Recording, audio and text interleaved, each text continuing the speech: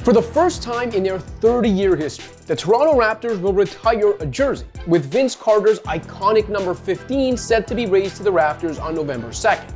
Slam dunk decision, right?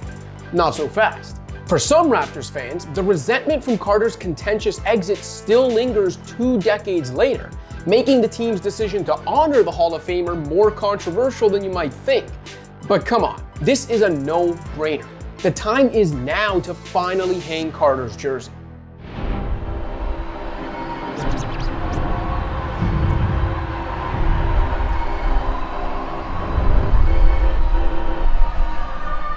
No one's defending the way Carter handled his 2004 exit before a midseason trade to New Jersey. Whether it was his half-hearted pledge to stop dunking.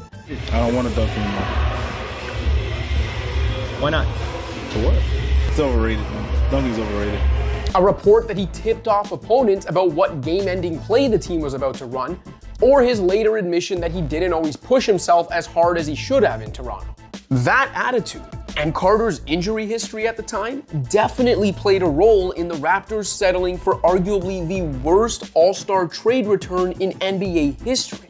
Adding insult to injury, Carter immediately sprang back to life in Jersey, and seemed to save his most dramatic road heroics for his returns north. No matter how inept the mid-aughts Raptors front office was, and no matter what was going on behind the scenes to disgruntle Carter, the way he handled it all was inexcusable.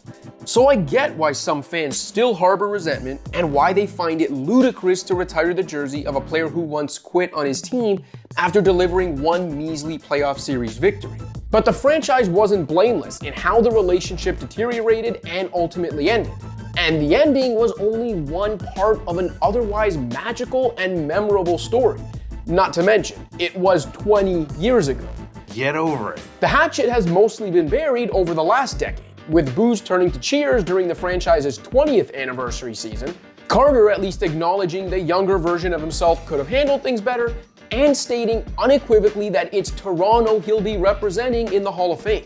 So with the High Flyers set to become the first true Raptors Hall of Famer, all due respect to Hakeem Olajuwon, Tracy McGrady, and Chris Bosh, and the franchise ready to celebrate 30 years of existence, what better time to raise his jersey? How ridiculous would it be if that jersey hung in Brooklyn of all places, but not Toronto? And that does not sit right with me. Carter's not the best Raptor ever, and he no longer boasts the greatest Raptors resume, but he was the franchise's first true megastar, bringing a desperately needed measure of relevance and respectability to a burgeoning team north of the border in an era when Canada was losing pro sports teams, from Vancouver to Montreal. Now, I don't believe for a second the Raptors would have gone the way of the Grizzlies without Carter, but Toronto's development as a basketball city undoubtedly got a boost from the hysteria of Vinsanity. Fans of a certain age will never forget where they were the first time the Raptors appeared on national television south of the border, with NBC's Roundball Rock giving way to shots of the Toronto skyline and scenes inside the then Air Canada Centre, where Carter was about to drop 51 points on the Suns. 2 weeks earlier, Carter had put his stamp on dunk contest history and put Toronto on the NBA map, with the ensuing years seeing him become the All-Star Game's leading vote-getter and number 15 Raptors jerseys appearing in rap videos and countless other mainstream settings. Future Raptors legends like Kyle Lowry and DeMar DeRozan may have surpassed Carter in terms of on-court success, but no one who's ever worn a Raptors uniform, outside of perhaps Kawhi Leonard during the team's lone championship run, has ever been as popular or must-watch as Carter was around the turn of the century. You could argue no Toronto sports figure has ever been as internationally renowned as Carter was then. Never really can forget your first love, can you? That level of unprecedented stardom sparked a Canadian basketball boom still reverberating more than 2 decades later.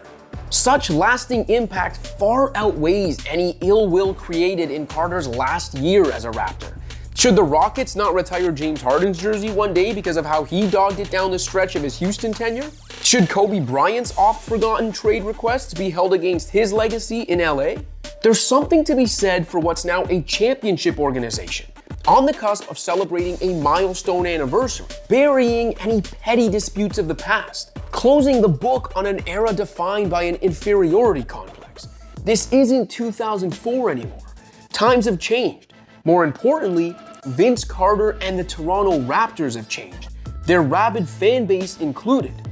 What better way to celebrate that?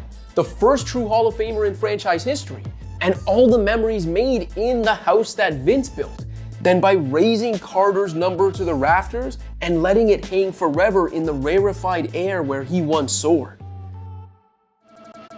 Thanks for watching.